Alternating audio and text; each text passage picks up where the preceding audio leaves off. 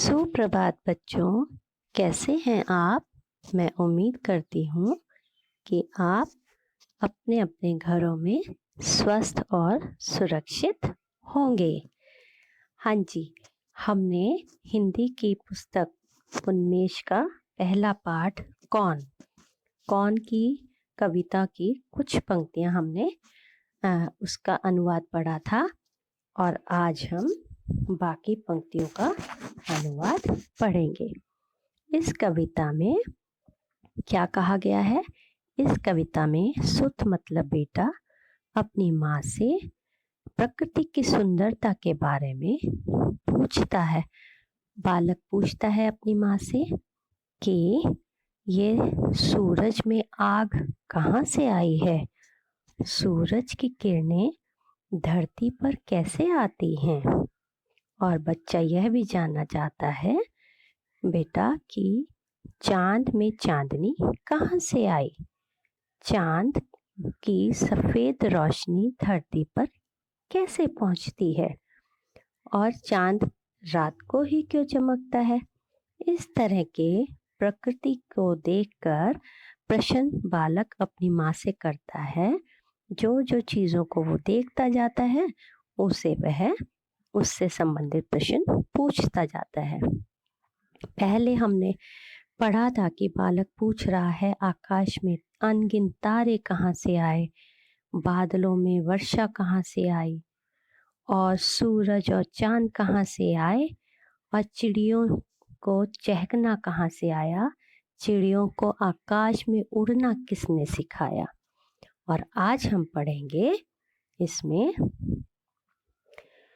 आगे की पंक्तियाँ। इस कविता को लिखा था डॉक्टर विनोद प्रसून जी ने। इसमें हम आगे पढ़ते हैं। बालक अपनी माँ से पूछता है कि कौन सिखाता है फूलों को कांटों से खिलखिल जाना, कौन सिखाता चट्टानों में निर्झर को बहते जाना। इसमें बालक अपनी माँ से पूछता है कि कांटों के बीच में से फूल कैसे खिल जाता है और ये फूल इतने रंग बिरंगे कैसे होते हैं। और बालक यह भी जानना चाहता है कि इन पहाड़ों की चट्टानों में से पानी कहाँ से आ जाता है, ये झरने कैसे बहने लगते हैं। बालक प्रकृति की कुदरत की चीजों को देखते हुए उत्सुक होता है और जो जो चीजें वो देखता है उसके बारे में अपनी माँ से पूछता है। इसमें उसने फूलों के बारे में पूछा कि इतने सुंदर फूल कांटों के बीच में कैसे उग जाते हैं और इतने रंग बिरंगे फूल कहाँ से खिलते हैं। और बालक यह भी जानना चाह रहा है कि चट्टानों पहाड़ों के बीच में से झरने यानी कि पानी कैसे बहने लगते हैं। अगली पंक्ति में पूछ रहा है बालक माँ से, ले मन में अचरज भारी, कौन बनाया करता जग में चीजें अद्भुत और प्यारी। इस पंक्ति में बालक माँ से हैरानी से पूछ रहा है। जैसे जैसे वो चीजें देखता है उसके बारे में पूछता है, ये किसने बनाया, ये कैसे बना, ये क्या काम आता है, जैसे आप पूछते हैं। तो बालक अपनी माँ से पूछता है हैरानी से सभी प्रकृति की चीज़ों को देखकर कि ये नदियाँ किसने बनाई, ये वर्षा कहाँ से आई, आकाश में तारे कहाँ से आ गए इतने सारे, सूरज चांद कहाँ से आ गए, चिड़िया पक्षी नदियाँ पहाड़ पेड़ फूल फल ये कहाँ से आए। ये सब चीज़ें देखकर बालक हैरान है और अपनी माँ से पूछता है कि इतना सुंदर, इतना अनोखा, इतना प्यारा ये दुनिया है, ये जग है, संसार है, किसने बनाया है। तो इस बालक की बात सुनकर माँ उसके प्रश्न का उत्तर देती है। माँ कहती है, प्रश्न सुने सुत के माँ बोली, सब कुदरत की माया है, सचमुच न्यारा भाग्य हमारा, यह सुंदर जग पाया है। माँ कहती है बच्चे के प्रश्न सुनकर जो ये अनगिनत प्रश्न करता है बच्चा कुदरत को देख के कि धरती कहाँ से, धरती, सूरज, चांद, फूल कहाँ से आए, चिड़िया कैसे बनी, बादल कहाँ से आए, पहाड़ों में झरने कहाँ से आए, वर्षा कैसे होती है।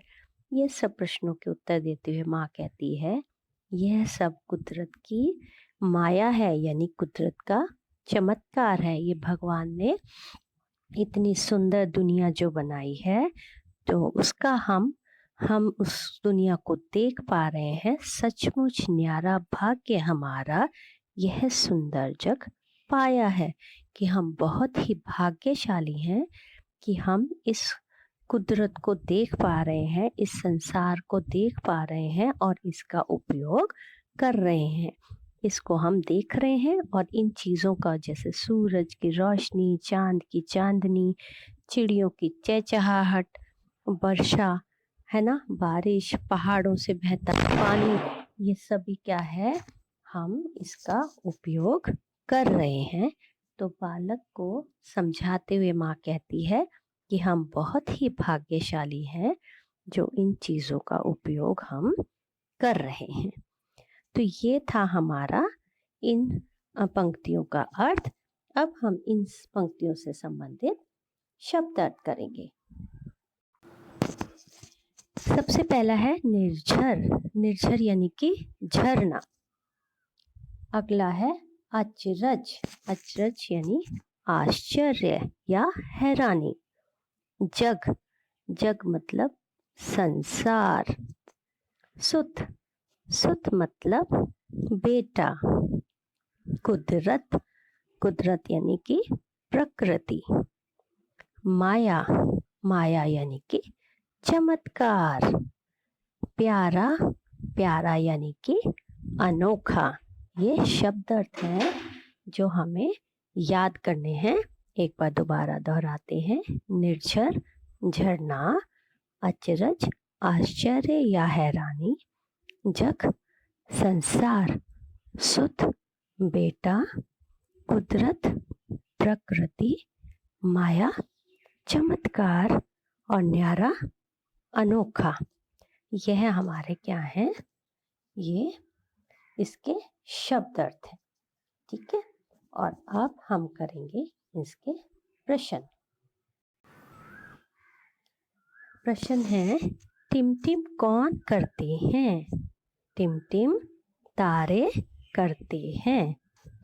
धरती पर सूरज की किरणें कब आती हैं? धरती पर सूरज की किरणें सुबह सवेरे आती हैं। चिड़िया क्या करती है? चिड़िया चींची का गीत सुनाती है और फुरफुर उड़ती है। कौन कांटों से भी अपनी मुस्कान बिखराते हैं? फूल कांटों से भी अपनी मुस्कान बिखराते हैं। एक बार दोबारा, टिमटिम कौन करते हैं? टिमटिम तारे करते हैं। धरती पर सूरज की किरणें कब आती हैं? धरती पर सूरज की किरणें सुबह सवेरे आती है। चिड़िया क्या करती है?